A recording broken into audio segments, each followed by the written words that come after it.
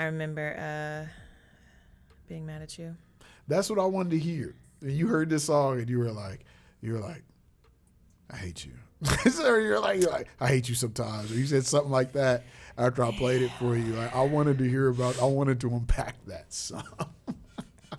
I was like thinking through it too as I was sitting here reading the lyrics. I think part of the reason I was like, I was mad, and obviously I wasn't really mad. I didn't take it super personal. But a part of the reason I even said that is because I'm like listening to you being vulnerable in the song, and I didn't feel like you were at the time. Like, so it felt very much like such crap. Like, you did not feel this way. Like, you just wanted to write this pretty song and make me forget everything. That's funny. The master manipulation, and you like it. It's like, stop manipulating me, but don't stop though. It feels really good. Like, it just felt, because like we've talked about this and you kind of mentioned it earlier. I've struggled with the thought of like, how do you really feel?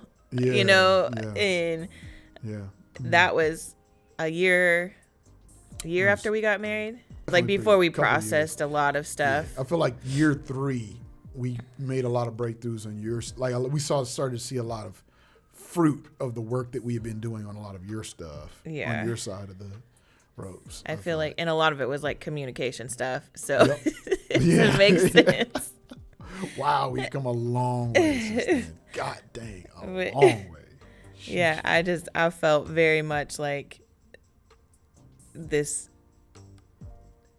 It was almost like I was mad. I'm like, we could have saved a lot of time and a lot of frustration if you would have just told me. If you would have just communicated that you actually felt this way. So here's part of the weird thing about it too. I feel like I said those things, and I feel like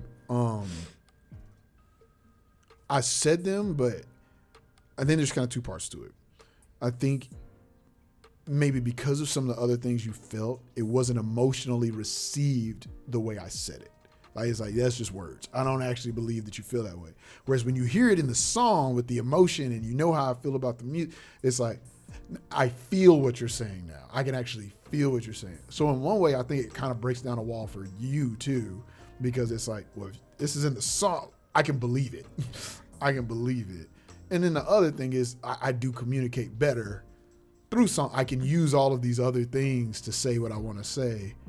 Then like if I just sat next to you, it's like I feel like your pillow is out to sea. You would just ignore me. Like, you know what I'm saying? Like if I ever say anything like that, you would literally ignore it. You know you would. You would literally just I feel like your pillow was out to sea. I want to feel you tonight. I need you. I need to feel you. I need to feel close to you. You'd be like, okay, stop doing what you're doing then, and we'll be fine. Do what I said, and we'll be like, it wouldn't have been the same response if you didn't hear it in the song, you know.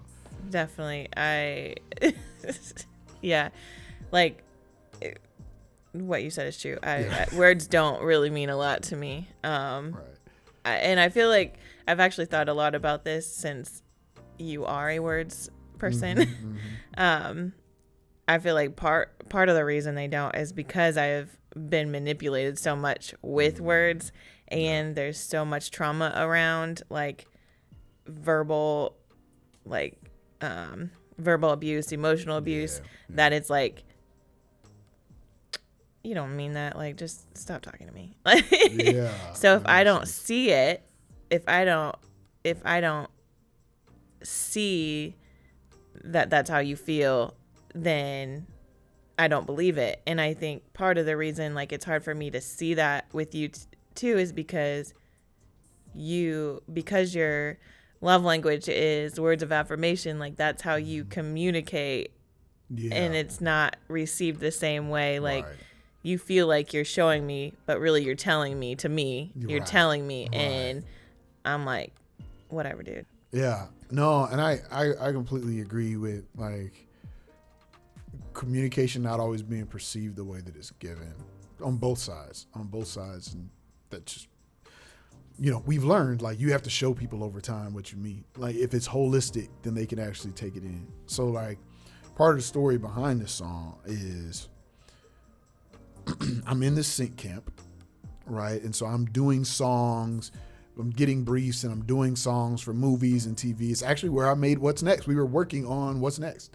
And I'm working with this female coworker who's a really good songwriter, and she's really cool, and we're working stuff out, and it's like you were not comfortable with the lack of boundaries, with the boundaries that I set, or the lack of boundaries that I set, and so you're feeling like, hey, it's making me uncomfortable. I don't like the communication. So then I made some shifts in what I was doing, but I didn't necessarily communicate those shifts. So we were upset with each other for like 2 days. I think it was like 2 days. It wasn't super long. Yeah, but it was like super 2 days. And I've always been in that place of never let the sun go down on your anger. Like that scripture was like impressed upon me a lot when I was younger. And so it was like, hey, if we get mad, we fight. It's all right, as long as we don't go to bed mad. And so there's this breakdown of communication, and we're upset. Like, you were mad at me. And I was like, I'm frustrated, but I wasn't like mad at you, but you were mad at me. And I'm like, I don't know what to do. And so after this, we had a conversation, and throughout the course of the conversation, it was like, man, do you not realize? And as we talked through it, it came out of like all the different parameters and different things I put in place. I'm like, well, I don't communicate with her in these ways, and you had said this, so I put this in place, and I let her know that how you felt, so we put these boundaries in place and these different things. And you're like, I didn't know you did any of that. I'm like, yeah, I told you that I was listening to you, and you're like, but that didn't mean much to me that you just said you were listening to me. But I had all gone out and done all these different things, and I knew I had done them. So I'm like, I'm making adjustments, and I'm telling you that I'm making it, so it was frustrating. It was a hard situation for both of us. And I think it was a hard lesson for us to learn too, in communicating with one another. For one, like trusting each other when we do communicate, or knowing that like, hey, if they don't communicate this way, this is how they've told me they communicate. I got to trust that, from both of us. And of just learning how to communicate better with one another, learning how to communicate better with one another. Because it was kind of man, we were mad for 2 days for no reason. But I felt the same way about you. I'm like, I told you this 2 days ago. Like, that's what I was at, Like, looking back, and I mean, it's something I've had to work through for years now. But like the fear of you just disagreeing and not, and like taking away from how you do feel about me, like it definitely held me back from like speaking my mind. And like I also felt too that I was like on one hand, I'm like, my gut is telling me like, this shouldn't be happening, like like I need to like speak into this, and I need to like tell him how I'm seeing this and how I'm feeling. But on the other side, I'm like scared, and I'm like, maybe I'm tripping, maybe it's just me, like and so I not only was I scared to know like how you would react, but I was also like questioning myself, like am I just like, why am I always mad about these? Like, what, like, right. What is wrong with this? Because like I said, it had nothing to do with like trusting you. Yeah. It was like, it felt like you didn't care about me in those times. Like, and I think part of it was I had never communicated that before, and it had been a thing. And so like there was other instances kind of built up. Right. And so like it wasn't 100% about this conversation.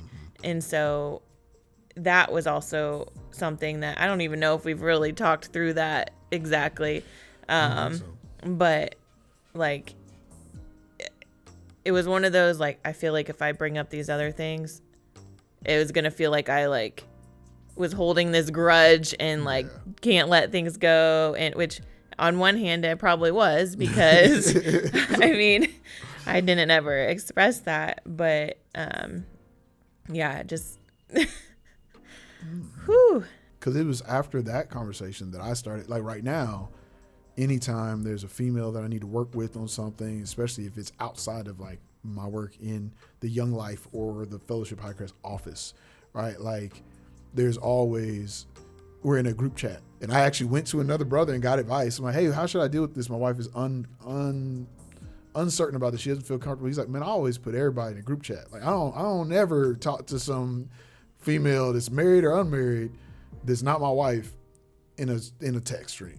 I just don't do that. Like I always put them together on something. I'm like, oh, never thought of that as an option. So then I came home to you and was like, hey, could we do this? Would you be okay? Because I still feel like I need to walk with her some more. But what if we walked with her together and we our Facebook messages is just a group message? And you're like, I could be all right with that. And so like, and that's how we've handled pretty much every situation since, you know, and it's like we were able to kind of get to that tool and not have another meltdown like with the Driftin situation, because it was like, all right, we've been through this, like we know we're all right, and we got to change something, so let's get some more tools to help. And so like being able to practice those things I think matters too. For sure, definitely.